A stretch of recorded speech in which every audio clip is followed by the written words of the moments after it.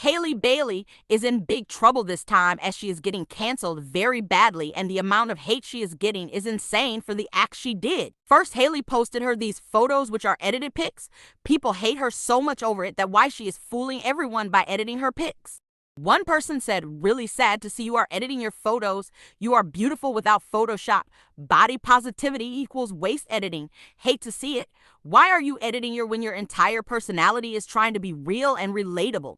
After receiving all the hate, she posted a video in a funny way telling everyone that how can you edit the photo? Ever since I posted this photo, I've gotten so many questions on health and fitness and what I do in the gym to maintain this figure. And it's actually really easy, so I'm gonna show you. Okay, the first thing you're gonna do is just open up Facetune. But everyone didn't need her strategy and continued their hate. Then Hailey attended the Met Gala where she was dressed as Marie Antoinette, and she recorded this video and posted on TikTok. In this video, she is saying, "Let them eat cake. Let them eat cake." Here, take the bomb. So guys, do you know the meaning of this? Let me tell you the history behind it. Many people think that Marie Antoinette, the Queen of France, who many didn't like, once said, "Let them eat cake" when people were hungry during the French Revolution. But some historians aren't sure if she actually said that. She was later executed by guillotine for crimes against the state. This audio is from the film, which is from the 2006 Marie Antoinette. The whole internet was over her and still is because the way she dressed like her and also lip-synced on the same dialogue which she mentioned at a time like this where Israel is bombing on Palestine and Palestinians are starving. Crazy things I've seen on the internet today. There is a new movement to cancel celebrities and influencers, specifically to block them on all social media platforms to stop certain streams of income and popularity. The reason people are doing this is because of the Met Gala. I mean, this has kind of always been people's thoughts, but after the Met Gala, people are really fed up. The Met Gala was very Hunger Games-ish. And regular everyday people are sick of these celebrities, really. What sent it over the edge was influencer Hailey Bailey on TikTok, where she said, "Let them eat cake." She said this while dressed in a Marie Antoinette-inspired outfit.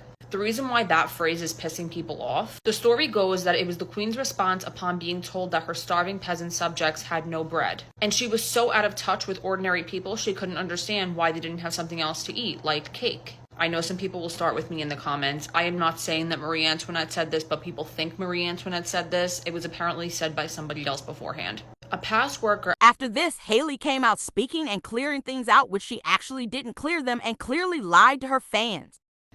Hey guys, I know what a lot of you guys want from me right now is answers, and I want nothing more than to give them to you. So hopefully I can answer every question that you have about what happened on Monday night. About a week and a half before the Met Gala, I was contacted by E! To see if I had any interest in being a pre-Met Gala host. There are usually 3 hotels that celebrities leave from to go to the Met Gala. I was stationed at what's called the Mark. I was supposed to do content with celebrities and on air about their departures to the Met. The Met is one of the most exclusive events in all of fashion. You have to be handpicked by Anna Wintour herself to go. That's the only way that you get there. I was not invited by Anna Wintour. I did not hold an actual invitation to the Met Gala. I was involved only as a host, meaning that the moment that the last attendee left the hotel, I went home and I watched the Met Gala coverage from my couch with my friends. That is also why you haven't seen any photos of me on the white and green carpet for the Met Gala, because I was working at the Mark. And I literally wasn't even invited to the Met Gala, so security would have definitely dragged me out. I paid no amount of money to go to the gala because I wasn't invited. Since I was little, I have idolized the Met. I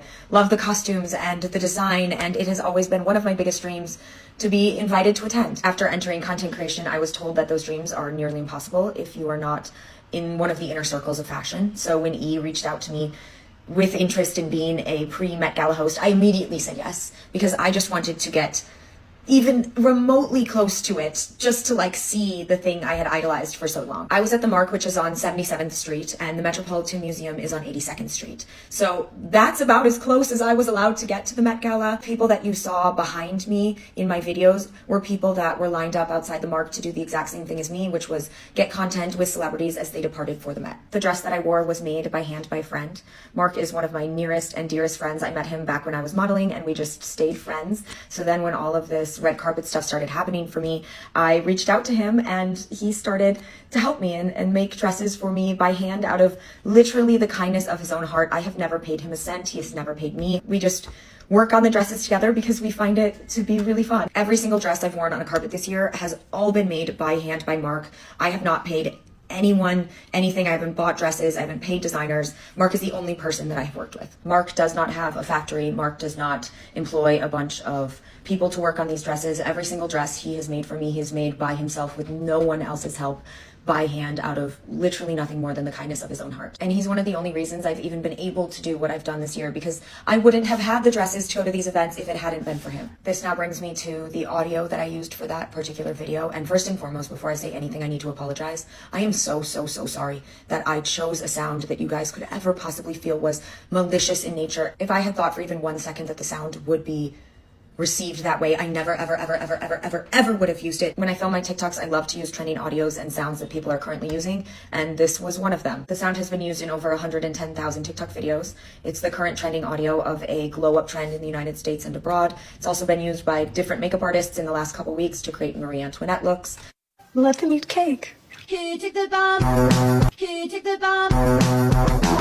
It's been used by big and small creators alike, with no negative feedback or no negative discussion in the comments. Let them eat cake. Here, take the bomb. Let them eat cake. Here, take the Let them eat cake. Here, take the Let them eat cake. Here, take the bomb.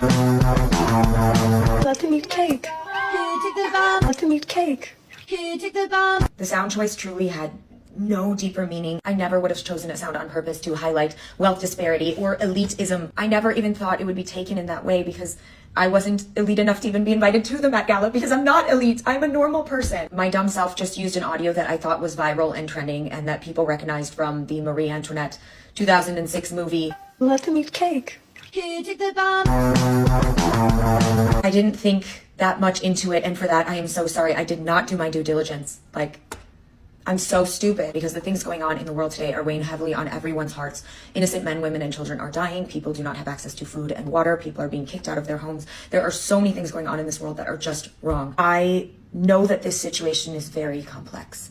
I also know that I don't know the right thing to do or say a lot of the time, which leads me to the question everyone is asking, which is, why don't I talk about it? And it's simply because I am not informed enough to talk about it in a meaningful and educational way. I do not have the background knowledge to educate or discuss in a meaningful way. I grew on social media as a comedy creator, and I love comedy. I love making videos, and that's how I gained my platform. But that doesn't mean that the second I started gaining followers on the platform that I automatically knew the right thing to say when it came to world affairs or wars or disputes or death or destruction or crisis. I still am just that same girl who wanted to post her first comedy video a year and a half ago on TikTok. But I do know that as somebody with a big platform, it is my responsibility to always try to be a positive voice and to always try to better myself and be a good example for my audience, because I never want to let them down. At the end of the day, I want to make sure that my words are used for good. And when I don't think that I'm informed enough on a situation, I try not to comment until I am confident that I am actually informed and the things that I'm saying are true. If the pandemic taught me one thing, it was that sometimes celebrities and creators need to sit down and be quiet so that other people's voices can be magnified. The people that are actually well educated and informed on the situation, they're the ones who should be speaking about it. Just because somebody has a following doesn't mean they're necessarily the right person to speak on the issue, especially if they are ill-informed or uninformed on that issue. I do all of this on my own. I don't have a fancy team that selects my sounds or edits my videos or posts my videos or writes the caption. I don't have an editor. I post everything myself. Everything that you see was probably filmed by either me or my boyfriend, edited by me, and then posted by me. And sometimes I am dumb, and sometimes I mess up. Sometimes I don't correctly anticipate how people will react or feel to something, and for that I am truly so sorry. It breaks my heart that a video that I posted has added to any of this. It breaks my heart that a video that I posted has made anyone feel less seen or less heard. So again, from the bottom of my heart, I am so sorry. You do not have to accept my apology, but just know that I am so sorry, and I really hope that this sheds a light on all of these issues and opens up a very important discussion. At the end of the day, I am glad, though, that an unintentional mistake has now been the catalyst for discussing wealth inequality, world crisis, and will hopefully bring about the leaders whose voices should be heard in this. And again, I'm sorry. It is my job as a content creator to apologize whenever I make anyone feel unseen or unheard, even if it's unintentional. And just know that no matter what, I love you. Thank you for being here. And thank you for watching this whole video if you made it this far. Haley is losing her followers very quickly. A few days ago, she had 10 million followers, and now she's just 9.9 million. Somewhat negatively damage your reputation. And then we fast forward to the Met Gala incident, which really confirms what I thought to be true at the beginning, which is this person is extremely out of touch, because she not only thought it was a good idea to dress up as Marie Antoinette, that's strike number one, obviously inappropriate given the political climate, but then to post a video saying let them eat cake, given the context of that very day, what happened the day of the Met Gala, which is Hamas agreed to a ceasefire and to return the hostages. People in Rafah, in Palestine, were celebrating because they thought that there could be an end to this disastrous war that has killed tens of thousands of innocent people. And then Israel basically said, you know what, actually no, we're not going to accept the ceasefire. We don't care about the hostages. We're going to invade anyway, and we're going to continue the war. And this was the first time, really, where now even Canada and the United States have actually stood up against Israel and said, this is wrong, we're going to stop sending you weapons. That is obviously the bare minimum. I'm not giving them any praise at all for doing that, although it's better than nothing. But that's just to put into context for you how we have enabled this war for so long, and they have enabled Israel's actions, even though they have done things that are so objectively wrong and so obviously against their own citizens and the hostages that they claim to care so much about, that it actually got to the point that our countries even stood against them, right?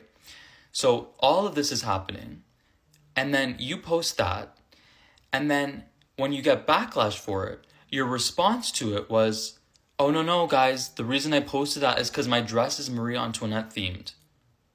And then you couldn't even utter the words Palestine in your response, because you knew that's what people were obviously really upset about. You couldn't have said, I stand with the people of Palestine, I'm sorry, take the video down, take accountability. But I'll tell you the reason she didn't do that. Because it's something that you guys are onto, and something that I've seen a lot of videos about, which is there's a trend now going on where people are blocking celebrities. I think this is a fantastic idea, because for better or worse, we have now entered the state of the attention economy. And now attention and eyeballs and clicks is literally the new currency, and it is what people are. What do you think about this? Tell me in the comments section.